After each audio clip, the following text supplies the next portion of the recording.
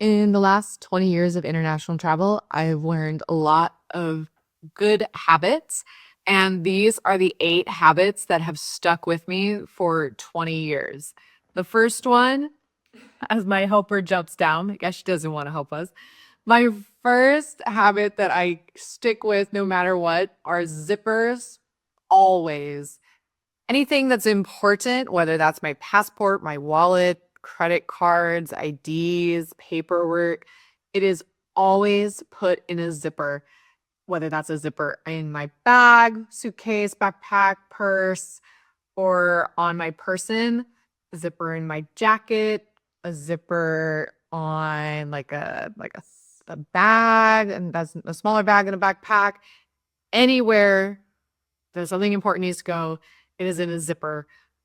And even things that aren't important go in zippers.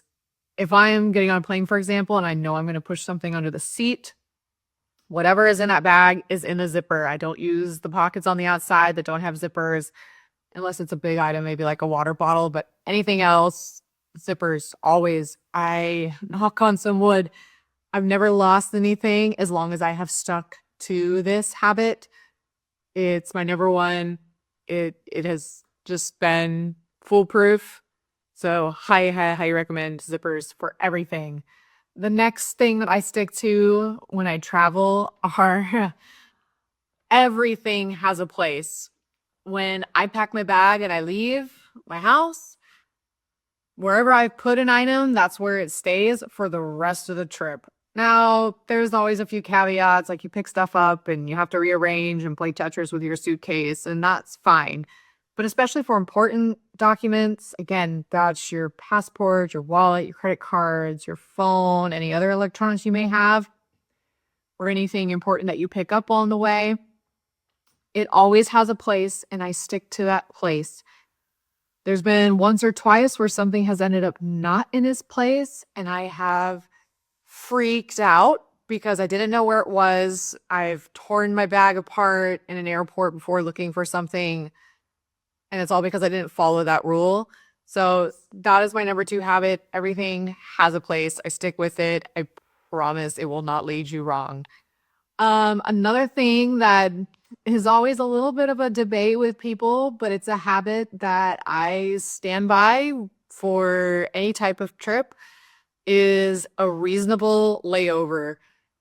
I know some people don't like layovers. They want to reduce the amount of time they're in an airport. I cannot tell you how important it is to look at the whole trip and decide what is more important to you. The headache of potentially missing your connection or an extra hour or two in an airport, which these days isn't too bad because most people have lounge access. And quite frankly, a lot of airports are pretty nice. So reasonable layovers. They've saved me many, many times. On the flip side, I've been bored in an airport a few times. But the most recent time it saved me a boatload of stress, no pun intended, was when I was heading to Antarctica. I was flying from the UK down to Ushuaia, and I had to transit through JFK in February, which meant it was either going to be a beautiful day or it was going to be a stormy day. I got the latter. I spent 2 hours sitting in line waiting to be de-iced on the tarmac. But because I had a 6-hour layover in Buenos Aires, everything went perfectly.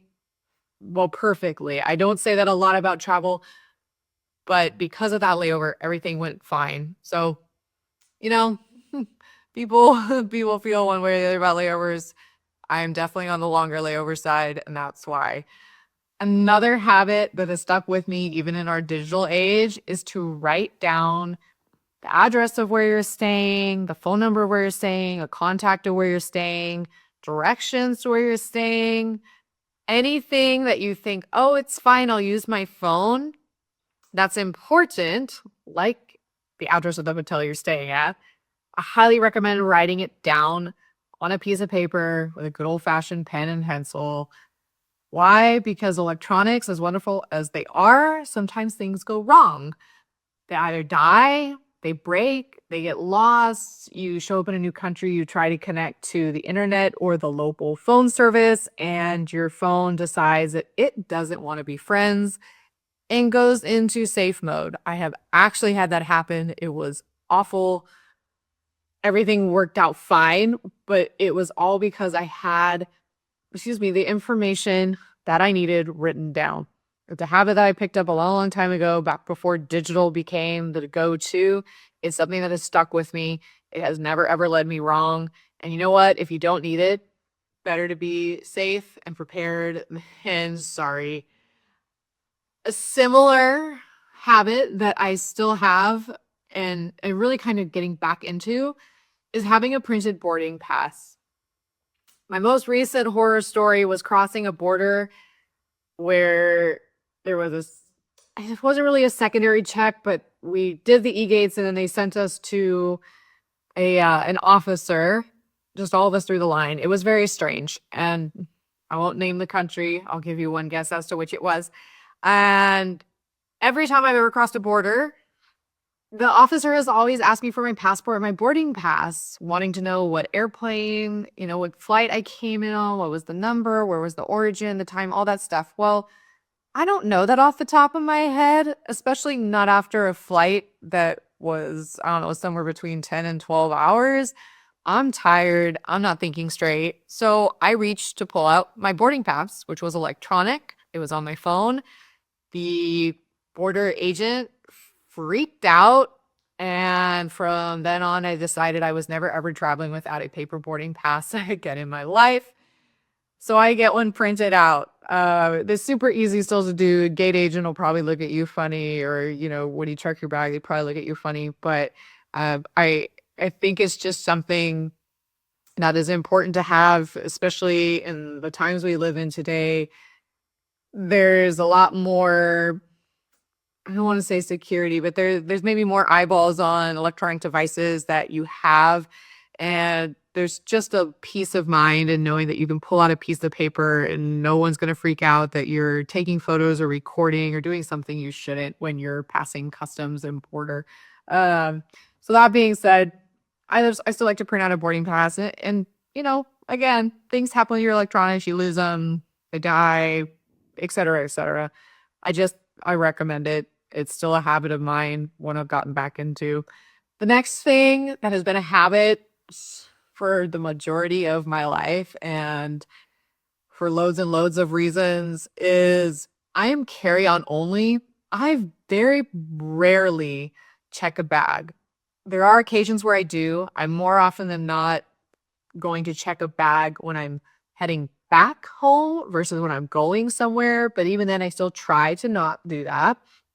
Our little helper has come back, just making sure she's not getting into trouble. She does like to get the zoomies usually when I'm recording. So hopefully she finds a spot and lays down. But that being said, carry on only. So it's just the convenience factor of it. It's just, it's nice to know you have your stuff. If something goes wrong, you're not worrying about it. You're not trying to locate a bag. You're going to get to your destination with it.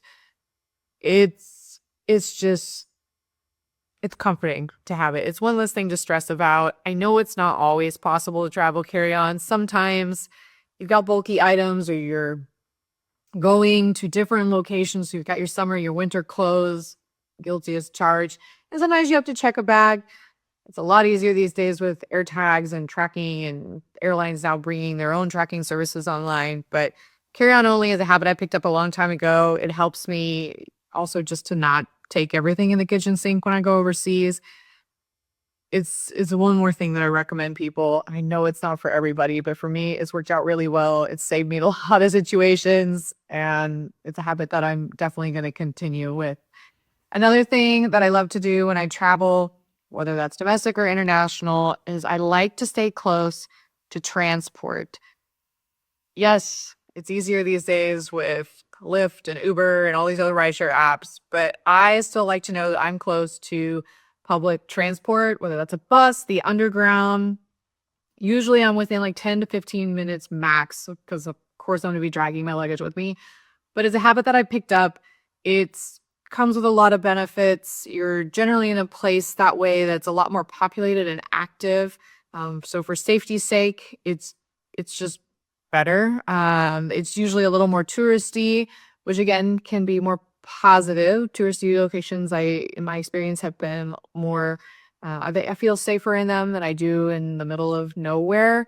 So staying close to public transport is just easy. Sometimes you want to show up and get out of the underground in London and be like, yes, there's my hotel right across the street, which I did earlier this year. It was so convenient. I've never ever stayed that close to public transport, and it was awesome. All that being said, it's just easy to be connected. It takes a lot of the stress out of it. It's easy to pull up Google Maps and you're like good to go. So it's a great habit that I've kept. And the last habit for my top eight, I think I said eight, is a window seat.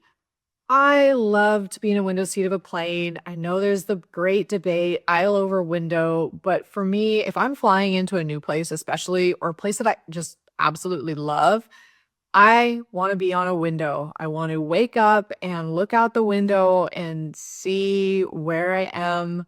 And even beyond that, the world is such a beautiful place and flying is such a privilege. I think we tend to forget that these days because there is such a high demand on flying, and pretty much everyone you've met has at least taken a flight. But there are so many people that will never get that opportunity in the world. We're lucky to live if you are in a like a modernized country with access to that.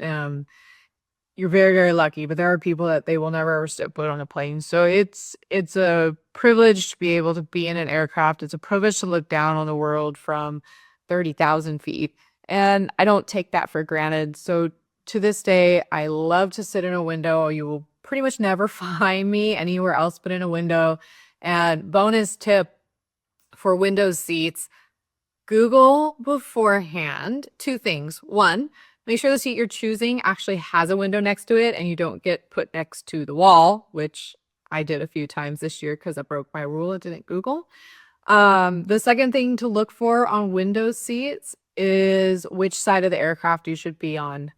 Because depending on which way a plane is going to land at the airport, you're going to either want to be on the right or the left. It's not foolproof, but I know, like, coming to London, for example, I have a lot better luck sitting on the right-hand side of the aircraft to be able to see London and all the sights that make up that magical view versus being on the left. And sometimes you're going to fly into a place where you're like, there is nothing to see outside that airport, but you might look at things as you're flying. That would be cool landmarks to look out for. I know one year I just happened to be on the left side of the plane flying to Vegas, and the pilot was kind enough to get on the intercom and say, those on the left side of the plane, we were flying past Edwards Air Force Base, and that's where the shuttles used to land. So I got to see that, which was really cool.